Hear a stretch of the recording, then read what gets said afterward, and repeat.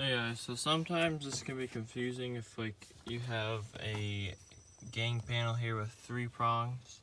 I'm just going to show you how to basically connect a red and a black wire, for example, to a 3 system like setup here.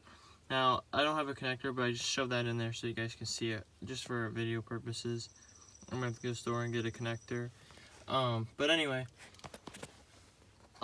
to do a red to black wiring like thing here, basically you connect the hot wire, so red wire, into the middle there, and then you put your black wire to a ground anywhere. So like you can even put it in that one right there where I have that white wire in at. And then if you want, you can turn on the panel that one's wired into, and then you just put it on a ground, so like somewhere, right on that bolt, and then it's on. And then if I turn the switch off, it'll be off, just like this. Just shut that off, right there. And now you guys see that the lights don't turn on. And if I turn that back on,